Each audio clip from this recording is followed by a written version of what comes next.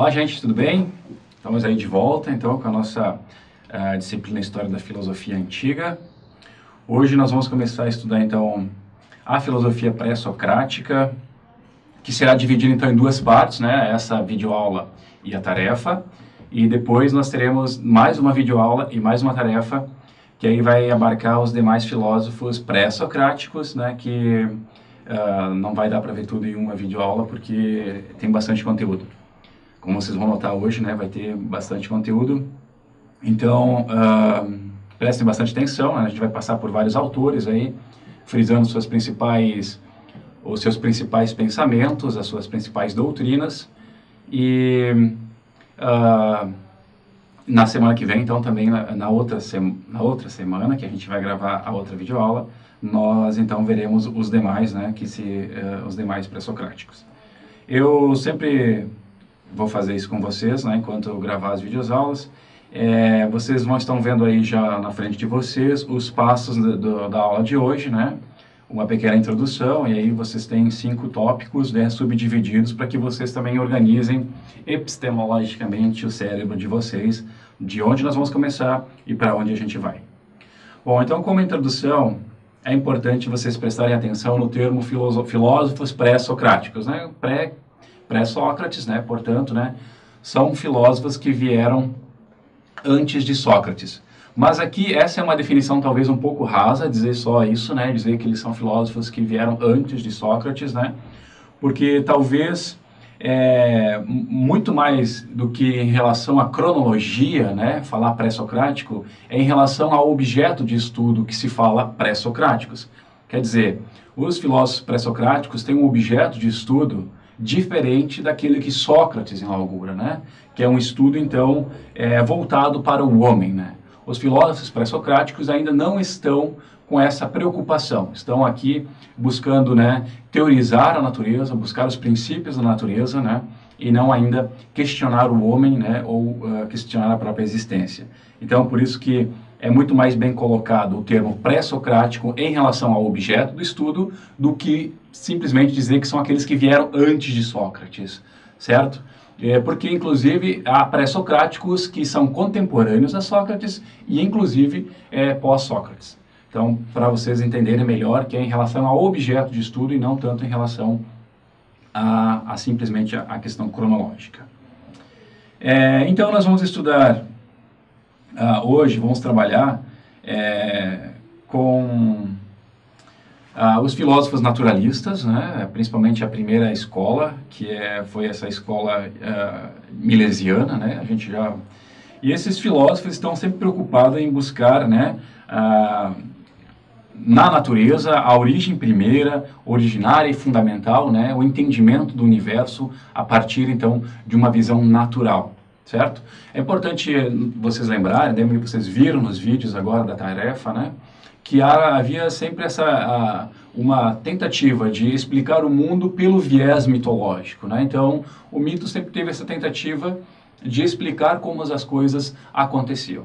E esses filósofos dão os primeiros passos na direção de construir argumentos para a partir da razão, dar, então, as respostas sobre os fenômenos que acontecem no mundo, né? Sobre a origem das coisas, né, a partir de uma perspectiva, então, vamos dizer assim, científica, né? Científica. Bom, falando em ciência, né, é importante lembrar, visto que o tempo às vezes é longo, né, até quando foi inaugurada a filosofia, né, a gente está aqui no século VI a.C., que filosofia e ciência eram uma única e mesma coisa. Então, nós vamos dizer, esses filósofos são os cientistas da época, né? A separação das disciplinas, das ciências, ela acontece muito depois, né? Então, no início, né, que é super incipiente as pesquisas, né, que estão sendo feitas, inclusive os instrumentos pelos quais as pesquisas são realizadas, né? Nós estamos aqui falando que o filósofo é um cientista da época, né? Porque ele está ali, é o biólogo, é o físico, né? Então, ele está ali investigando. Perfeito. Então, eu passo agora para o ponto 2, a filosofia pré-socrática, né? Então, vocês estão vendo aí na tela de vocês, o período pré-socrático é o período que inaugura a filosofia no século VI a.C., em Mileto, cidade da Jônia, colônia grega da Ásia Menor. Neste período temos a escola milesiana, Heráclito, Pitágoras, escola eleática e os físicos posteriores. Nós vamos até Pitágoras e Heráclito hoje. Então, é importante também mencionar, né, nesse ponto, né, que a maioria dos textos pré-socráticos foram perdidos, né? Então, nós somos dependentes do que os filósofos posteriores escreveram, de algumas doxografias também. Então, nos torna um pouco refém em relação a isso, para tentar reconstruir os seus pensamentos, né? Então, nós temos fragmentos, muitos fragmentos dos filósofos e não obras completas, então o que torna às vezes difícil a leitura. Na sequência, seguindo aí, vocês têm alguns conceitos fundamentais que servem não só para entender os pré-socráticos, mas eles são conceitos chaves que são usados inclusive na filosofia contemporânea, né? São termos que têm muito significado, né? Como vocês estão vendo aí, né? Cosmos, né? Que é o universo. Este conceito pressupõe que o universo é um ser totalmente ordenado, composto de beleza e harmonia. Então, o cosmos é o contraponto do caos, né? Então, physis, natureza. A natureza possui dois aspectos fundamentais. Em primeiro lugar, é a natureza que subjaz a todas as coisas. Os pré-socráticos estudam qual é a natureza das coisas, isto é, aquilo que lhe é próprio, que lhe pertence a si mesmo. Então, vê ali, né, physis, né, sempre tem essa conotação de natureza. Arché, né, tradução como princípio, é o princípio originário de todas as coisas, de onde todas provêm. Então, esses são conceitos bem chaves dentro desse período. Logos, razão, vai aparecer muito bem posta por Heráclito, é o caráter distintivo da filosofia antiga, é sua característica fundamental. Devemos dar razões, explanar o porquê das ocorrências do mundo. Então, a gente vai estudar um pouquinho mais sobre isso quando chegar lá no finalzinho da aula sobre Heráclito, tá? Bom, seguindo aqui então, aqui trabalhar um pouquinho com duas orientações de comentadores, né? Aqui eu sigo um pouco o texto do professor João Robos, né, um professor aqui da nossa casa, que está na apostila também, né? Que a gente já falou na semana passada sobre a origem da filosofia, seu gênio, sua genialidade, né? Qual é a característica que os gregos deram, né, ao pensamento, distinguindo dos babilônios, dos egípcios, principalmente dos orientais, né? Mas há aqui um comentador chamado Gigon, né, que atribui a Hesíodo o início da filosofia, tá? E não a Tales de Mileto, certo? Tales é 6 séculos antes de Cristo. Hesíodo são 8 séculos antes de Cristo. Então, este comentador oferece esse argumento que a filosofia teria nascido ainda 2 séculos antes do que nós como corriqueiramente compreendemos, né, que teria nascido com Tales de Mileto, como eu venho dizendo desde o início da outra aula, certo? E por que ele coloca em Hesíodo, né? Lembrando que Hesíodo é um poeta também, né? Então, trabalha ainda aí no limiar com a mitologia. Então, ele coloca aí justamente pela sua obra da Teogonia, a obra de Hesíodo, né? No qual ele tem uma citação que segue aí para vocês, né? Pastores dos campos, vis vergonhosos viventes, ventre só, se nós sabemos dizer, muitas mentiras com aparência, de realidade sabemos também, quando queremos dizer a verdade. Então, essa é uma passagem que o Gigon utiliza para mostrar que o Hesíodo teria inaugurado a filosofia.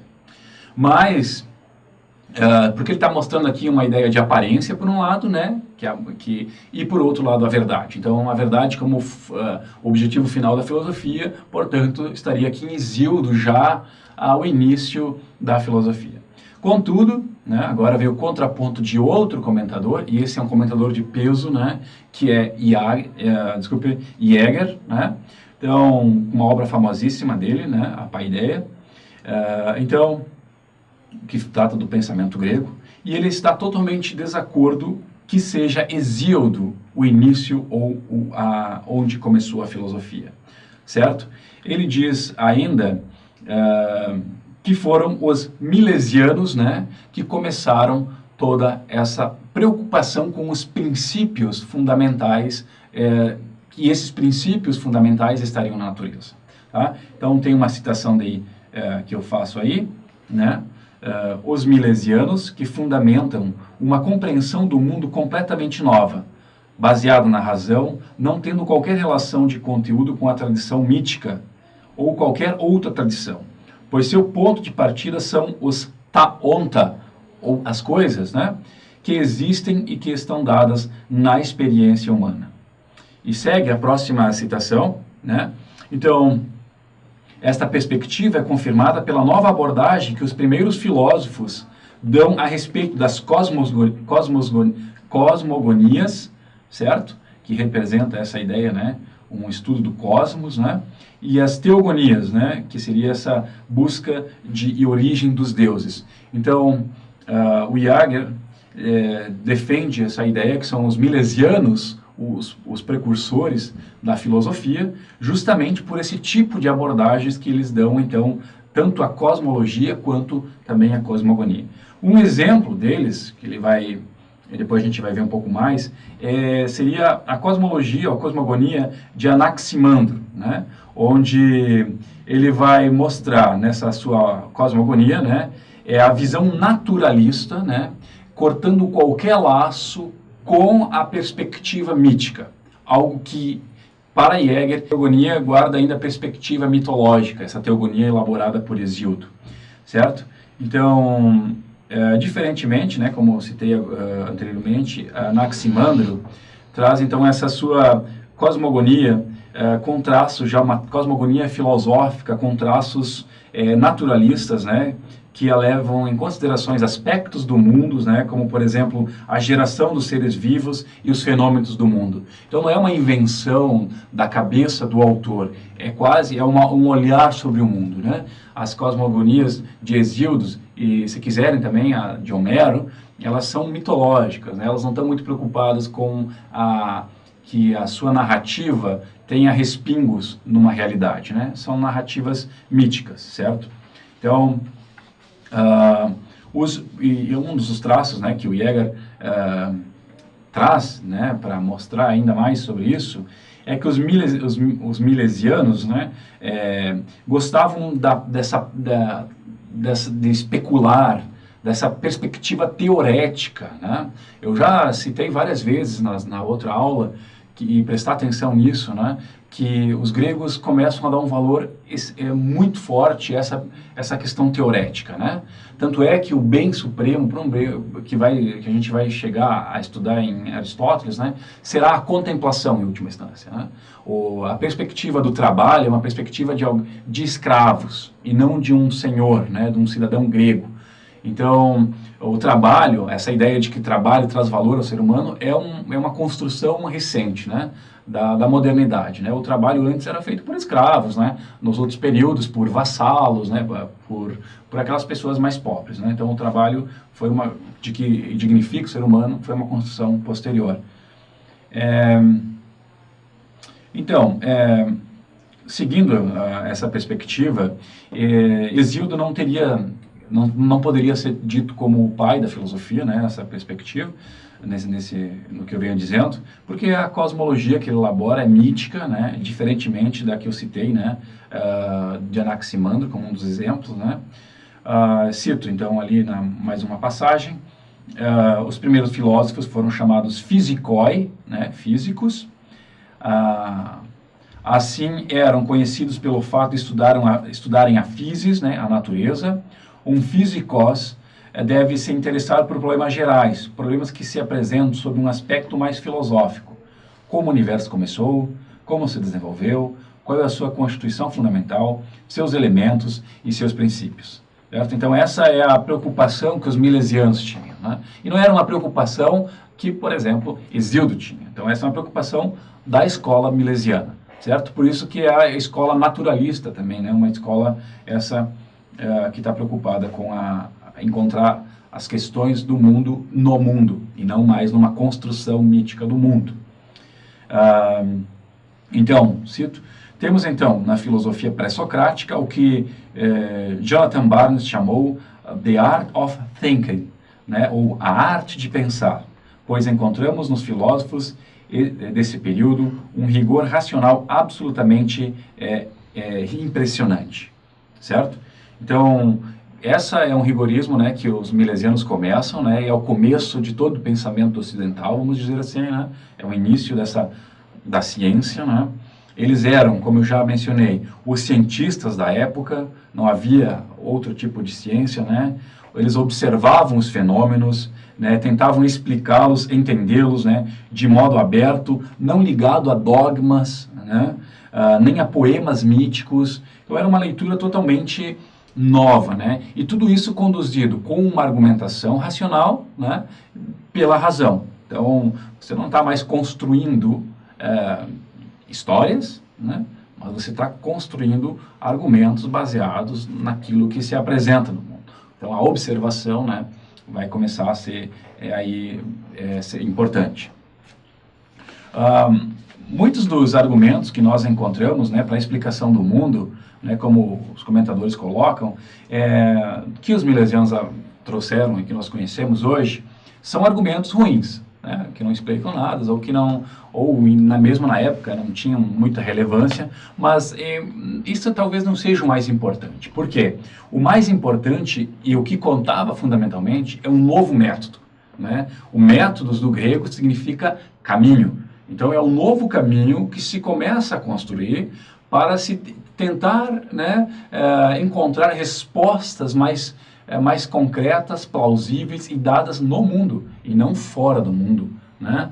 Então, por isso que nem sempre era importante, ou as respostas não levavam, às vezes, a lugar nenhum, mas eles abriram o caminho, né? Abriram o caminho para que outros, né, filósofos, como Platão e Aristóteles, que são os que vieram posteriormente, né, e trouxeram uma filosofia mais robusta, né, pudessem, então, desenvolver o seu pensamento.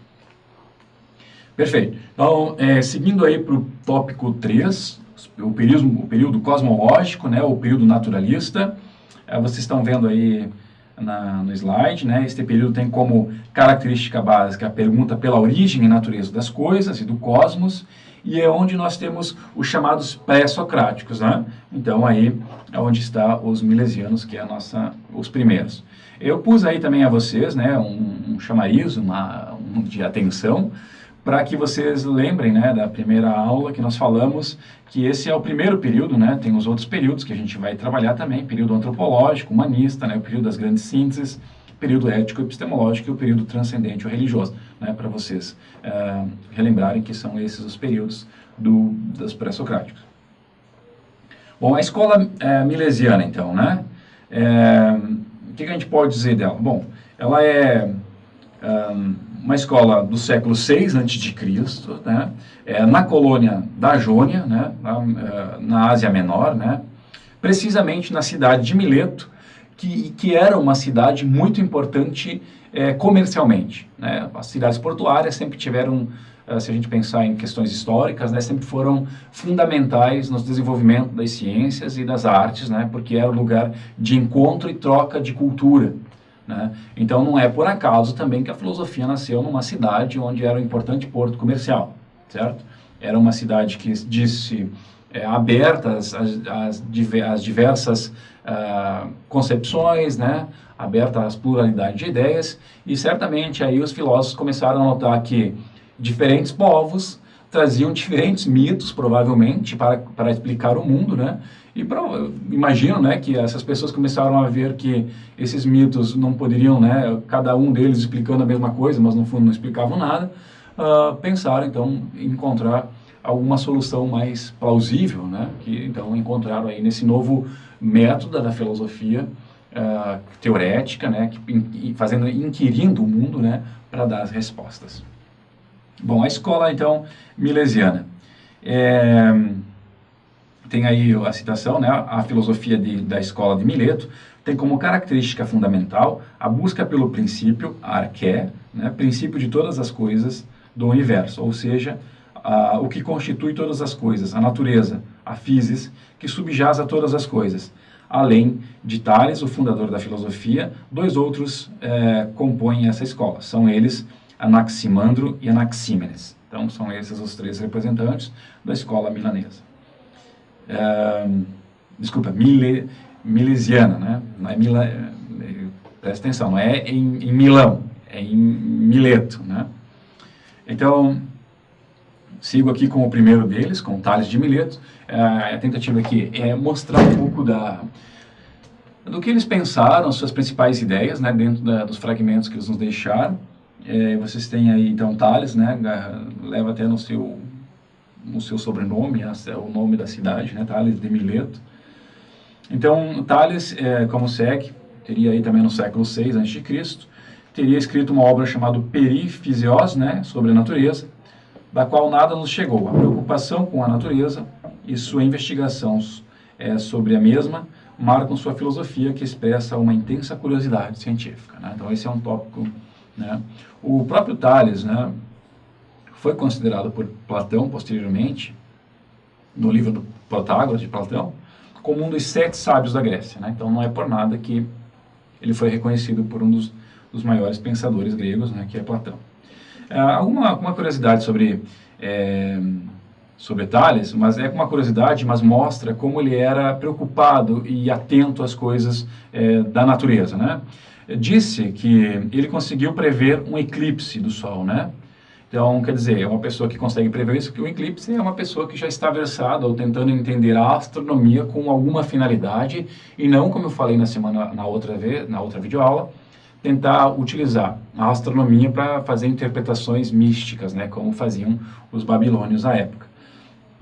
Além disso, né, ele teria então feito, por observações astronômicas, prevendo uma grande safra de azeitonas, né? Então, o que ele fez? Ele previu isso, né? Fez essa leitura e alugou vários lagares, né? Esses lagares são os lugares onde se planta, então, né, as oliveiras.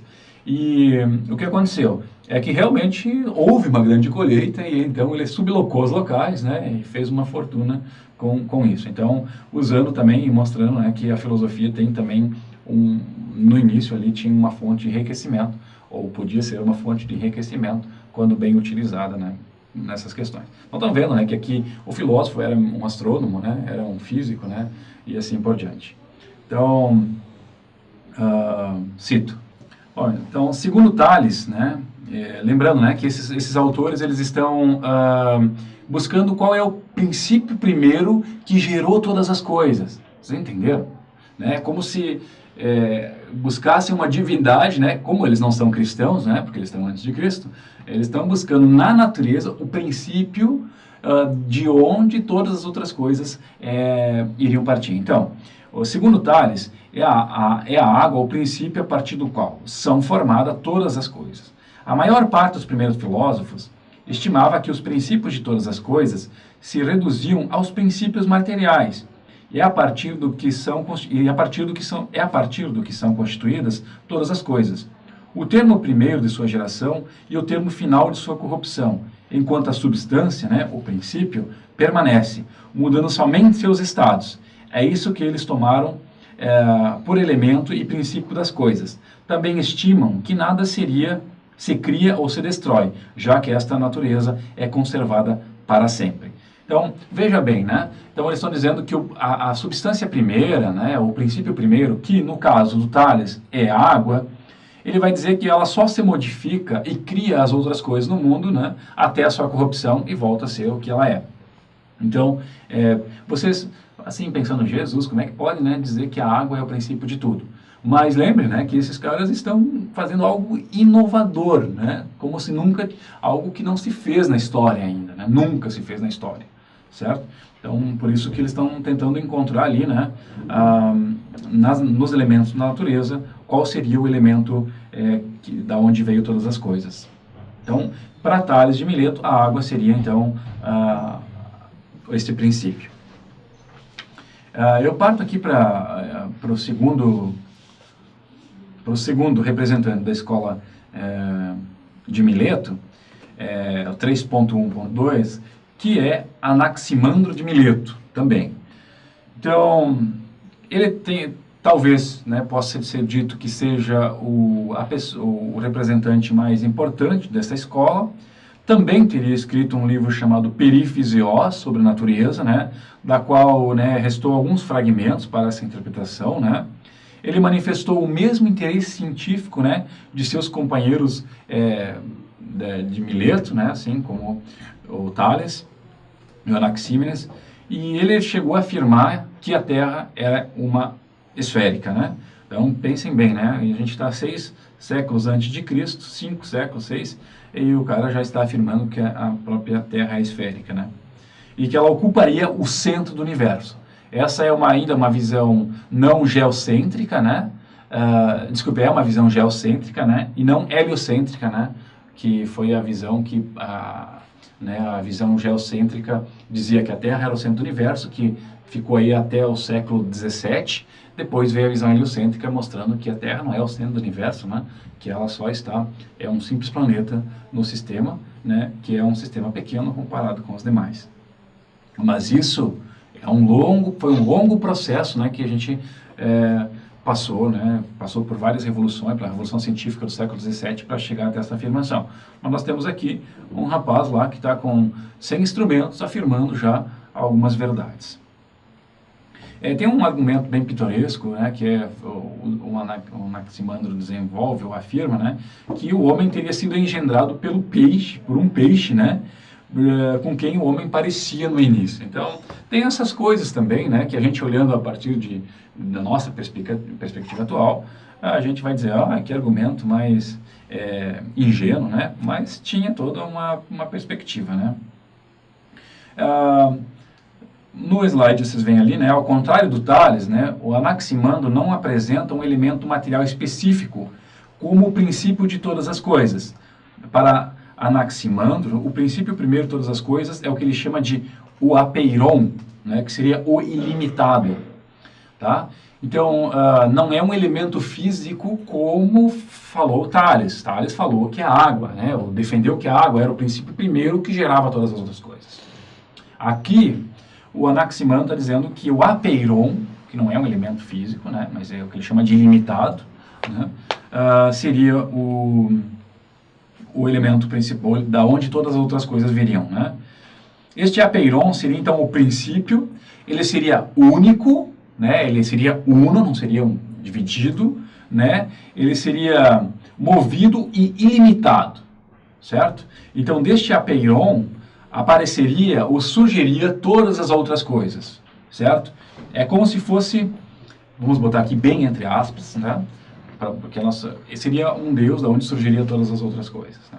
Então, no slide, vocês estão vendo ali, nesse sentido, é possível afirmar que o apeiron, segundo o pseudo-Plutarco, né, um comentador, é a causa universal de toda geração e corrupção, ou seja, de todo o nascimento e morte de todas as coisas existentes, inclusive os céus e os mundos, pois dele, originalmente, todas as coisas que nascem e a ele retornam todas as coisas que morrem, como observou Aécio. Tá? Ele segue ali, né? Por ser o ilimitado, né, o apeiron é o ilimitado, obviamente não admite princípio, como afirmou Aristóteles, pois se tivesse um princípio, automaticamente tal princípio seria o seu limite.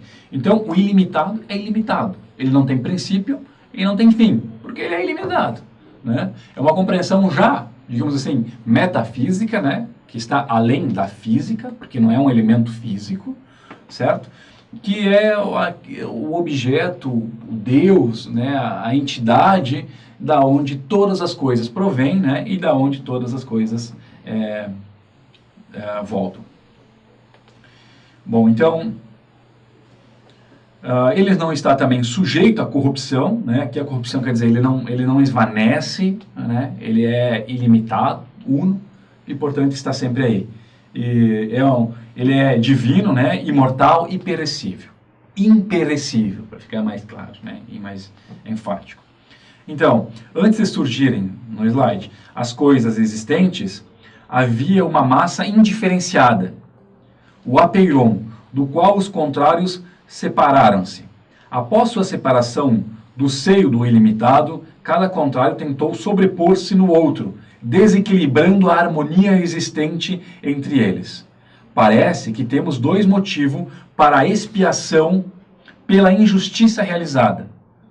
O primeiro, então, é pela própria separação dos contrários da unidade do apeiron, e segundo, é a tentativa da sobreposição dos contrários. Então veja bem o que essa passagem está dizendo. Primeiro, está dizendo, né, que havia uma massa indiferenciada no início, da onde todas as outras coisas surgiram. E quando surgiram, apareceram os contrários, certo? E os contrários tentaram sobrepor-se uns aos outros, o que acaba desequilibrando a harmonia existente, ou que existia neste ilimitado. Então, gerando essa questão da injustiça, ou da tentativa de sobreposição de um contrário ao outro, né? Ou das coisas umas sobre as outras, né? Então, dessas duas injustiças, né, elas vão se apagando, vão sendo corrigidas, né, na medida que o tempo transcorre, né? Porque o tempo funciona como um arbítrio, vai dizendo, né, o Anaximandro.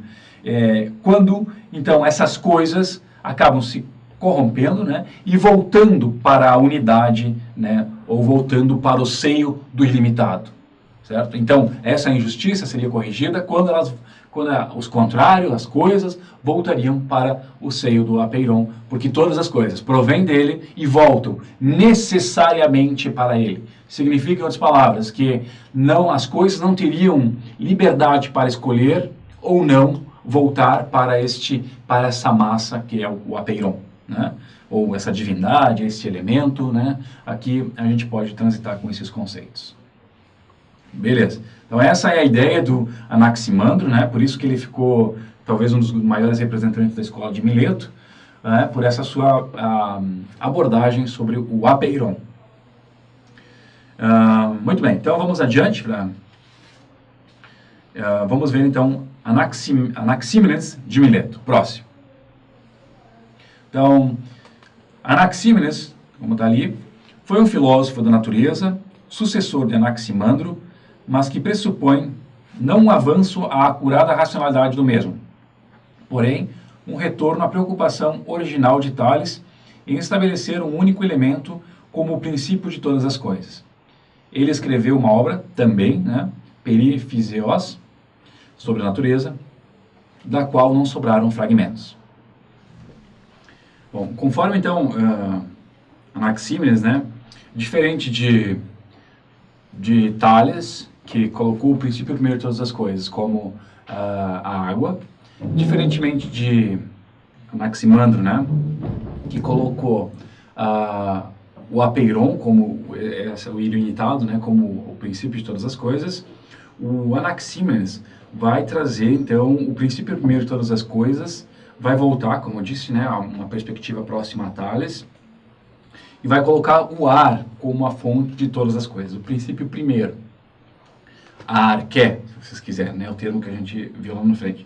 Ou seja, né, todas as coisas derivariam do princípio primeiro, que nesse caso, então, é o ar, né? Mesmo, ele vai dizendo, mesmo as relativas aos deuses, né, as coisas divinas, tudo procede do ar, né?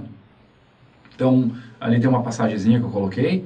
O ar, né, difere segundo as substâncias em função de sua rarefação ou condensação. Tornando-se mais sutil, torna-se fogo. Condensando-se, torna-se vento. Depois nuvem e mais adiante água, logo terra, depois pedras e outras criaturas procedem dessas. Ele confere aos movimentos a eternidade e pensa que é o instrumento de produção da mudança. Então vocês veem aí o argumento, né, de por que o ar seria o princípio primeiro, né? Porque ele vê que ele fez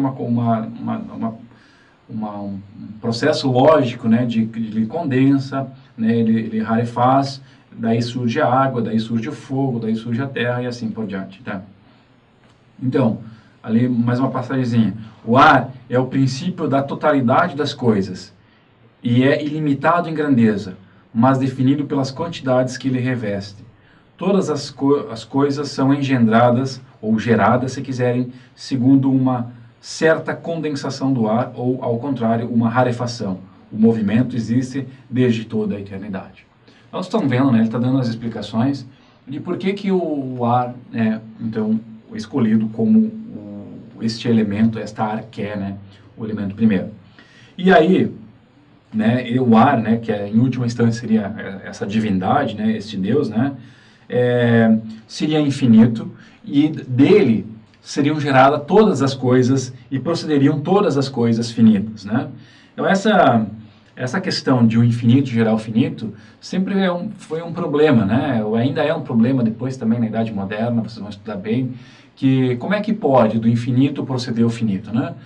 Se o infinito é perfeito, né, nesse caso, como é que ele gera o finito, tá? É só um ponto aqui para colocar, para que vocês saibam que tem algumas falhas nas observações, obviamente, deles, né, mas eles estão trazendo aqui a ideia de que é na natureza que se encontram todas o início das coisas, da vida, né, do mundo como tal. Bem, enfim, os milesianos, os primeiros filósofos, buscaram responder uma questão primordial. Qual o princípio que dá origem a todas as coisas? Independentemente do grau de sofisticação de cada resposta, ela foi elaborada de modo racional, tentando dar conta deste fenômeno do mundo. Então, esses três autores que a gente viu agora, os três amigos de vocês aí, Tales de Mileto, Anaximandro e Anaxímenes, né? Esses três rapazes aí tentaram, a sua forma, com o que tinham à disposição nessa época, na verdade, praticamente fundando toda a história da filosofia, ou o início da história da filosofia, dar uma resposta ao mundo que estava aí à sua volta, a partir da racionalidade, a partir de uma visão mais científica do mundo, e abandonando, então, causando a ruptura com o mito. Bem, dito isso, né, então, é importante vocês guardarem esses três nomes, né, coloquem aí, se são um pouco difíceis, anotem, coloquem aí na parede de vocês, escrevam eles pela casa. É importante para vocês lembrarem, né, e colocarem qual é o princípio primeiro, né, e entender que o princípio primeiro é aquele que dá origem a todas as outras coisas, né. E agora, então, a gente vai passar para uma outra escola, né, chamada de pitagorismo, né. Já devem ter ouvido falar, né, de Pitágoras, que não ouviu, né, em matemática, o teorema de Pitágoras, né, que muita gente estudou.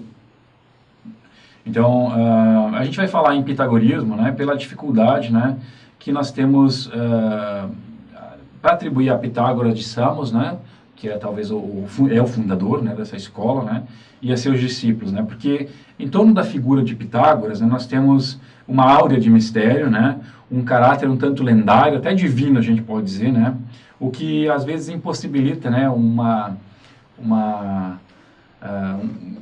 o que é ensinamento, o que é um mito sobre o que ele escreveu, ou o que falou, né?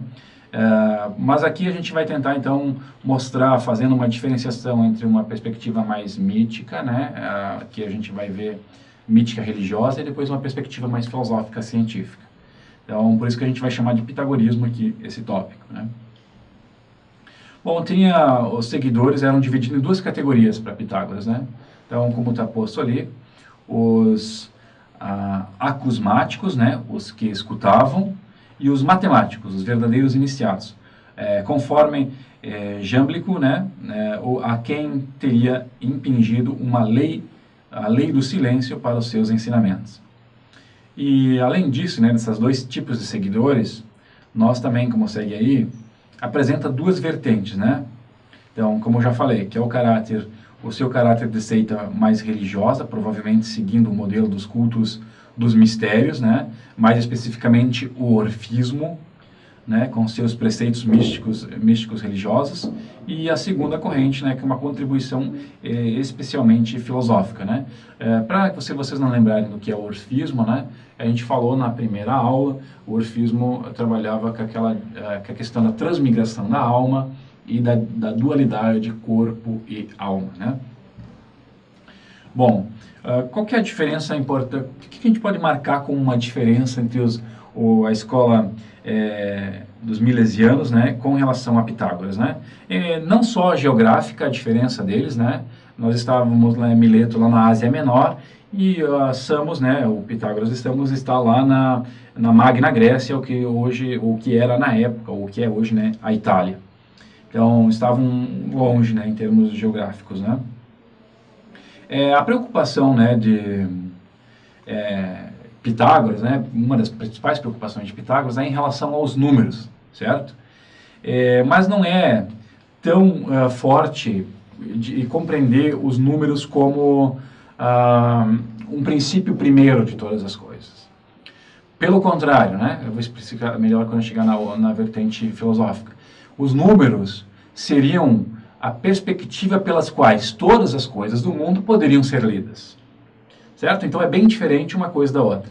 Os milesianos diziam, nós temos né, respectivamente, a água, o apeiron e o ar, e essas três coisas são de onde brotam todas as outras coisas. O que o Pitágoras, aqui no outro lado, está dizendo assim? Uma preocupação com os números, né? E os números não são o princípio de todas as coisas que estão por aqui, mas são o modo que nós conseguimos entender todas as coisas que estão por aqui. Então, foi um modo, né, que deu uma diferença importante para ser marcada aí entre os milesianos, né, e o pitagorismo. Bom, a primeira, ali no 4.1, então, entrando, a primeira vertente é a mística religiosa, certo? Então, aqui a gente tem algumas doutrinas, algumas regras, né, que talvez não faça sentido agora quando eu vou lê-la para vocês, mas pensem, né, que cada regra, cada preceito moral é fruto de um determinado período e tem um fundamento, né, na sua época para existir. Então, essas regras que existiam para a escola pitagórica. Interessante se escutar isso. Não atiçar o fogo com uma faca, não forçar a balança, não sentar sobre a medida de grãos, não comer o coração, ajudar a depor a carga e não agravá-la, ter sempre as coberturas enroladas, as cobertas enroladas juntas, não pôr a imagem de um deus na placa de um anel, não deixar a marca de uma panela nas cinzas, não esfregar um vaso com uma tocha, não urinar voltado para o sol, não caminhar por fora da estrada, não apertar mão com facilidade, não ter andorinha sobre o próprio teto, não criar animais com os artelhos aduncos, não urinar nem pisar sobre unhas ou cabelos cortados, afastar de si as facas afiadas, não voltar atrás na fronteira quando sair da pátria. Né?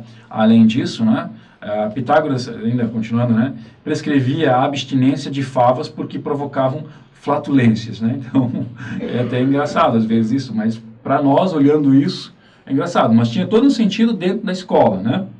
Pitágoras preconizava a abstinência de favas porque essas se assemelhavam aos órgãos genitais ou às portas do Hades. Né? Engraçado, né? Porque o Hades não existe, eles diziam que parecia o Hades. Mas enfim, né? Vocês veem ali, tem umas coisas esquisitas, né? Tipo, afastar de si facas afiadas, né? Umas coisas um pouco esquisitas como regras, né? Mas lembrando que a gente está no início de 6 séculos antes de Cristo, não havia um direito escrito, né? Que nasce propriamente com os gregos, não, regras morais, né? Então, por exemplo, todas elas tinham significados maiores do que elas estão dizendo aqui.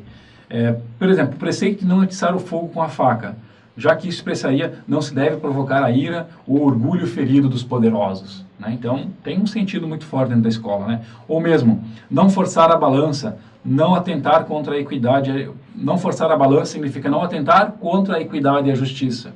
Certo? Então, não sentar sobre a medida de grãos. O que significaria isso? Né? Quer dizer, implicaria cuidar no futuro, pois a medida de grãos é a ração do dia a dia, né? Ou não comer o coração seria evitar que a alma sucumbisse em aflições e pena. Então, quer dizer, todas esses preceitos que na primeira vista parecem esquisitos, né? Por exemplo, não ter andorinha sobre o próprio teto, né? Todas elas tinham uma conotação, né, muito mais abrangente do que a própria lei ou a própria norma estava a dizer. Além disso, né, os pitagóricos tinham uma coisa interessante, né? Porque hoje a gente, há algum tempo, há uma corrente, né, de vegetarianos e veganos, né? Os pitagóricos já, embora alguns historiadores digam que isso não há uma, digamos, uma concordância geral em relação a isso, mas havia alguns preceitos de não comer animais. Né?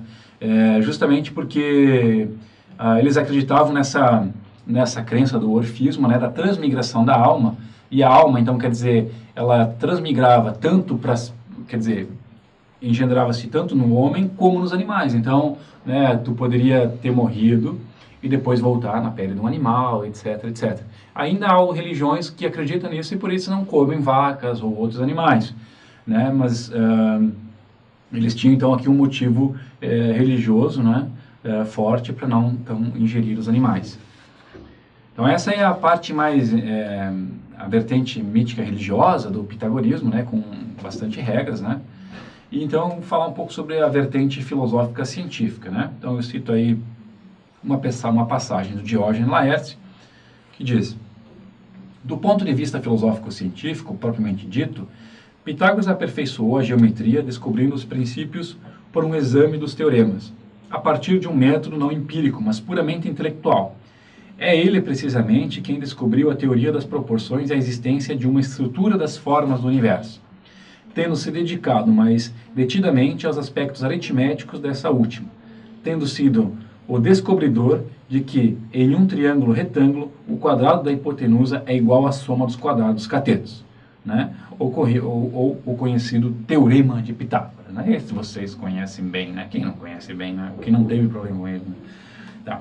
Então, vocês estão vendo então que essa corrente, né, da filosófica científica, né, tem esse aspecto forte da matemática, né? Lembrando que o filósofo era o cientista da época, o matemático, o físico, o biólogo, né? Toda essa, né? Então, a perspectiva de Pitágoras sobre o universo é que ele era um cosmos, né, ordenado, inteligente, animado e também harmônico, né? Então essa era a visão que eles tinham, né? Dotado de beleza e governado pelo destino, né? Ou seja, né, o destino governa o todo e as partes também.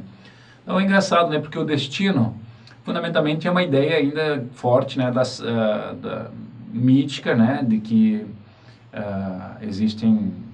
nós somos governados, né, tudo está já pré-concebido, antemão, né, nós não teríamos liberdade de escolha, certo? Então aqui é interessante isso, né, quer dizer, já o fio da vida, né, como já estaria sido tecido, né, pelos deuses ou por uma entidade, né, e nós não teríamos escolha, tudo estaria previamente determinado. Então aqui é a velha dicotomia que existe entre ser livre ou ser destinado, determinado, né? Bom, então, certamente aqui uma das coisas importantes, né, entre os milesianos e os pitagóricos, né, eu vou citar a afirmação de Aristóteles ali, né, então acho que fica mais claro. Contemporaneamente com esses filósofos, os primeiros filósofos, né, ou os milesianos, e antes dele, os pitagóricos, como são denominados, devotavam-se à matemática. Eles foram os primeiros a dedicar-se ao avanço desse estudo, e nutridos dessa ciência, pensaram que os seus princípios eram os princípios de todas as coisas. Desde que esses princípios, os números são, por natureza, os primeiros, e nos números eles pareceram ver muita semelhança com as coisas que existem e vêm a ser, mais do que qualquer dos elementos, né? Então, aquilo que eu já estava comentando, né, eu vou refrisar agora. Então, os números para os pitagóricos e para Pitágoras teria esse caráter de princípio, né, mas não no mesmo sentido, né, como os milesianos entenderam. Parece que os números é a linguagem do universo, se vocês querem, tá?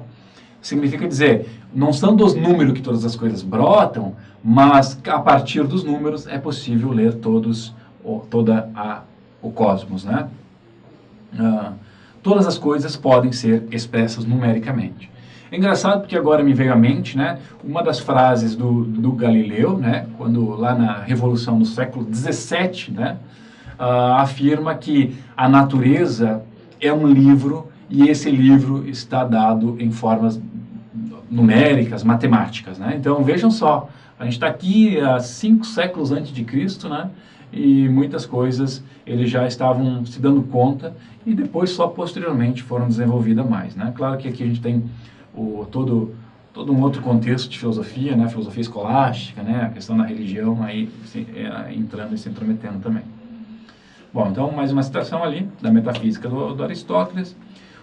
Nesse sentido, o número, como observa Aristóteles, é o princípio da matéria, como também o que forma suas modificações e estados. Os elementos do número são o par e o ímpar, o primeiro é limitado e o segundo é limitado, né?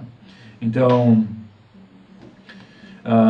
qual era então a preocupação final dos pitagóricos, né? Então, não é a pretensão de estabelecer um princípio constitutivo do mundo, né? Mas apenas mostrar as relações numéricas que podem ser encontradas no mundo, né? Então, esse foi o principal objetivo dos pitagóricos, certo? Então, essa é a parte dos pitagóricos. Fechando, então, e saindo, então, aí dos pitagóricos, e vamos entrar, então, num dos famosos filósofos pré-socráticos, que é Heráclito de Éfeso, né? Aí também 6 séculos antes de Cristo. Aí tem 2 passagens, né? Heráclito é um dos filósofos, os principais filósofos do mundo grego, sendo uma referência nas filosofias que se seguiram, pensador complexo, considerado o obscuro, né? Pelo fato de sua forma enigmática de se expressar, ele nos deixou diversos fragmentos de uma obra denominada Perifisiós, né? Então, também, mesmo o nome da obra. Então, seguindo ali, Heráclito é conhecido pela famosa fórmula tudo muda, né? O pantarrei, ou seja, né, tudo está submetido a um fluxo contínuo, seja os indivíduos, sejam os processos naturais. Então, o que você tem que lembrar do Heráclito de Éfeso é essa perspectiva da mudança sempre, né? Essa é uma das principais contribuições dele, né? Que nada permanece como é, mas tudo está em constante devir, né? Ou seja, em constante mudança, certo? Ele também traz uma outra famosa contribuição, né?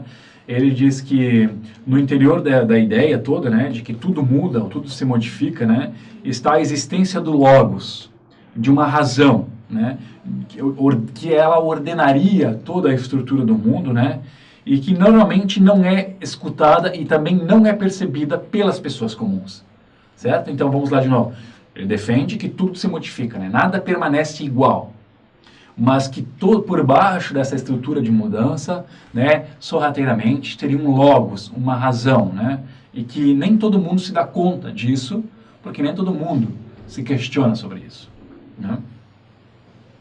Além disso, seguindo aí na tradição, né, do Tales, do Anaximandro, do Anaxímenes, o Heráclito vai afirmar que o princípio que originou todas as coisas no mundo é o fogo, certo? Então temos fogo, ar, água, o apeiron, né?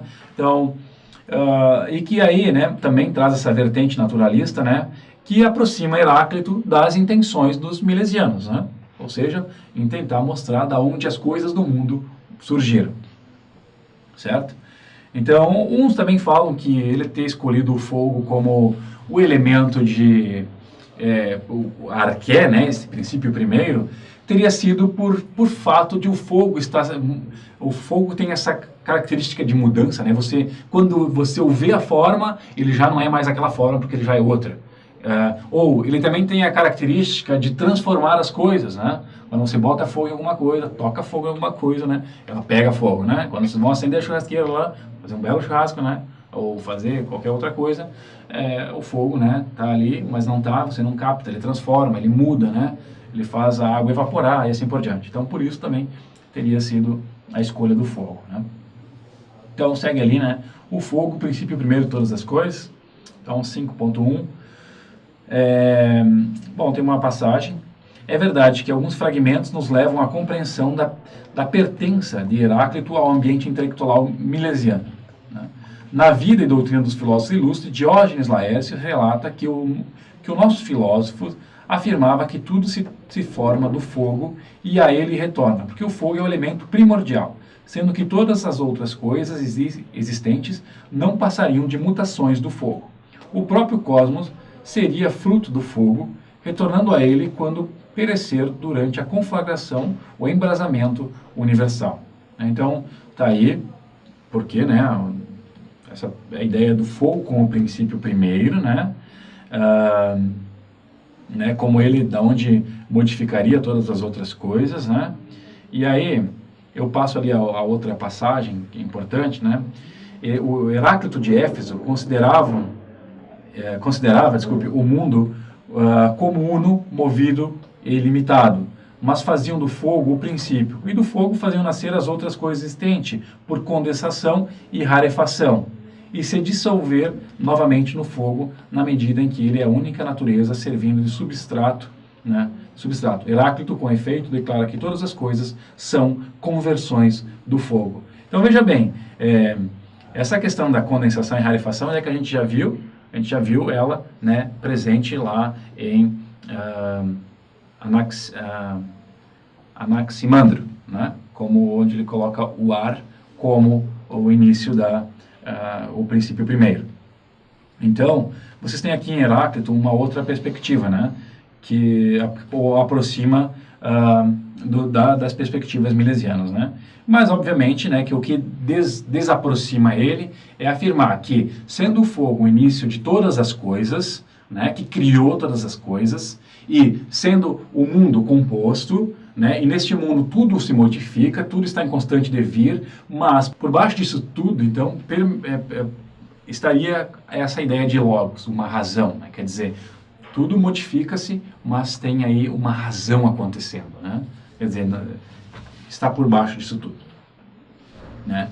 Então, tem que destacar, né, essas ideias, né, esses três tópicos em Heráclito, né, que é tudo está em constante movimento, o fogo como o princípio de todas as coisas e, né, o logos que está por baixo de todas as coisas, né? Esse logo, né, tanto o logos e o fogo, né, são esses princípios que operam na ordenação das coisas, né, na compreensão dessa constante mudança do mundo, né? Porque o fogo, então, seria a expressão desta mudança e desse constante devir, né? Tá.